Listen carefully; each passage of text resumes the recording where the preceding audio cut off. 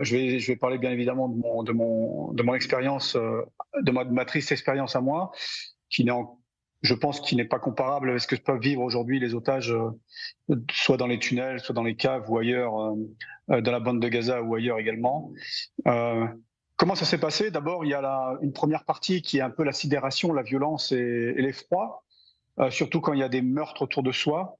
En l'occurrence, là, ils ont abattu devant moi, à côté de moi, mon camarade Pierre Marziali, avant de nous enlever, de nous arrêter, ou au moment de l'enlèvement. Donc c'est un peu ce qu'ont vécu. Je fais un parallèle avec ce qui s'est passé le 7 octobre. Les otages ont vu d'abord l'horreur avant être pris en otage eux-mêmes. Donc là, c'est d'abord l'effroi, c'est l'incertitude, c'est la peur. Et on a vraiment, enfin moi je pensais vraiment être tué avec mon ami, donc je pensais vraiment que c'était un assassinat. Et ensuite, eh bien, ça va très vite. Il y a de la violence, il y a des cris, il y a des coups, et on a des déplacements, comme ils ont pu le vivre également. Donc, dans les déplacements, eh bien, certains sont toujours en état de sidération. En l'occurrence, moi, j'ai essayé de reprendre mes esprits un court instant de façon à essayer de savoir où j'allais, combien de temps ça durait, même si j'étais les mains attachées dans le dos, on me donnait des coups et j'avais les yeux bandés. Mais j'essayais de voir compter les virages à gauche, les virages à droite. J'essayais d'avoir une sorte d'espace-temps dans mon esprit pour savoir combien de temps on roulait. Bien évidemment, ça m'a pas servi à grand chose parce que j'ai pas su où on était réellement. J'ai supposé, mais j'en étais pas certain. Et ensuite, les premières heures, les premiers jours sont terribles parce que on ne sait pas si on est enlevé pour être monnaie d'échange ou bouclier humain comme peuvent l'être ceux d'Israël. Mais moi, je pensais que j'allais mourir à chaque instant, puisqu'ils étaient, avant de m'interroger violemment, ils me disaient qu'ils allaient me tuer. Et ça a été tout au long de ma détention. Donc, je pensais que j'étais pas une monnaie d'échange, mais j'étais là pour être abattu. Et donc, ça, c'est la première partie qui est assez difficile à vivre, hein. Ça a été compliqué, même pour quelqu'un qui était entraîné comme moi, qui avait suivi déjà des stages où on faisait des simulations d'interrogatoire, d'enfermement, etc., etc.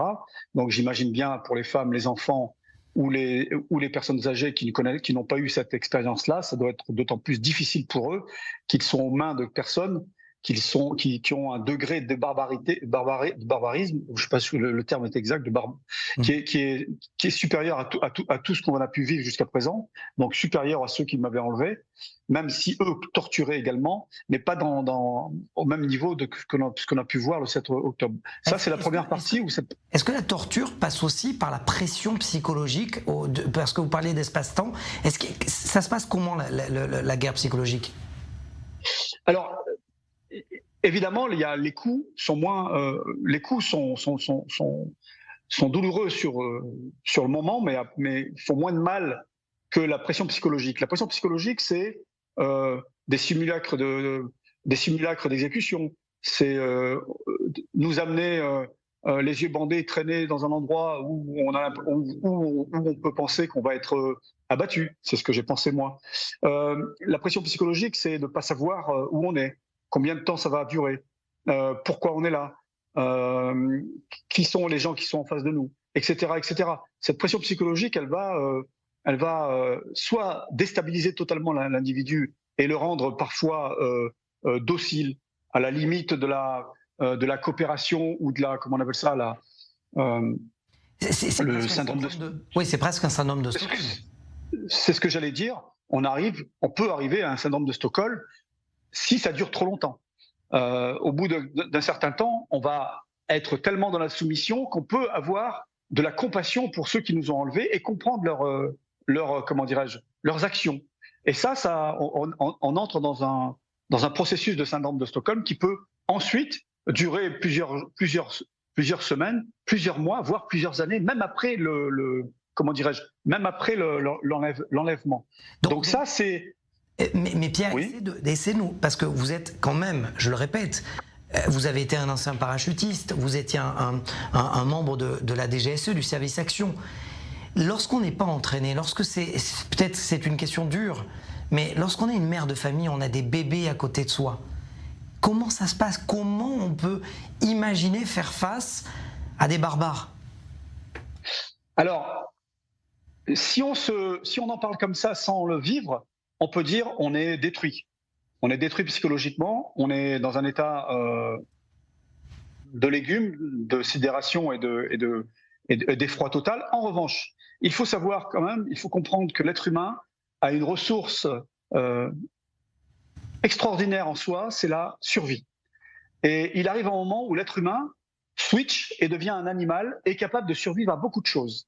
Même si on n'est pas entraîné, on peut aller chercher au fond de soi des ressources inestimables qu'on ne connaissait pas avant de subir une telle épreuve. On le voit dans certaines guerres où les gens se révèlent alors qu'ils ne connaissaient rien à la guerre. Ils se sont révélés de formidables résistants pendant la Seconde Guerre mondiale.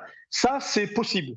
Mais il est possible aussi qu'une personne qui n'est pas du tout entraînée, qui est peut-être un peu faible psychologiquement, physiquement, personne âgée ou très jeune, soit totalement déstabilisée, soit est totalement perdue après et complètement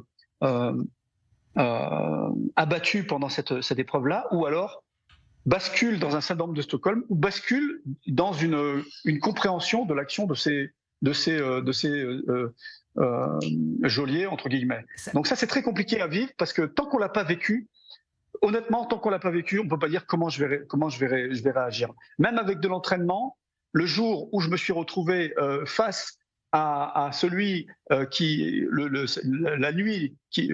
la première nuit où ils nous ont torturés, je ne pensais pas que j'allais réagir comme ça, et je ne pensais pas que même avec l'entraînement que j'avais, je ne pensais pas que j'allais avoir cette réaction-là. Et cette réaction-là, en ce qui me concerne, c'est ne plus avoir peur de mourir. Et finalement, même de demander à être tué pour ne pas avoir à subir ce qui devait nous faire subir. Et ça, c'est des réactions qu'on ne connaît pas, en fait. Ma dernière question, Pierre, parce que, et si vous pouvez répondre assez rapidement, ce qui est en train de se passer, c'est que plus l'armée israélienne avance et encercle les terroristes, plus le Hamas joue justement sur ce dossier des otages. Est-ce qu'on peut imaginer quand même que le Hamas souhaite jusqu'au bout un maximum tenir en vie les otages, ou au contraire se disent finalement ça ne devient plus un avantage, ça devient un inconvénient? Un otage mort ne sert plus à rien. Un otage vivant peut servir de bouclier et peut servir également de monnaie d'échange. Aujourd'hui, je pense que les otages sont dans un état partagé. Ils ont l'espoir, parce qu'ils savent que l'armée israélienne a commencé des opérations spéciales et conventionnelles, et ils ont aussi peur d'être abattus pendant des tentatives de libération ou être abattus par les preneurs d'otages en dernier recours. Ça doit être aujourd'hui, pour eux, ils sont partagés entre l'espoir et le désespoir, et je pense que c'est terrible à vivre pour eux. Pierre Martinet, merci beaucoup. Peut-être, si vous voulez, peut-être on peut éventuellement mettre en place un lien entre les familles des otages et vous-même, peut-être pour leur expliquer ce qu'ils doivent faire et comment ils doivent agir. Merci en tout cas d'avoir réagi. Je rappelle à nos téléspectateurs que vous avez été. N'hésitez pas. Merci.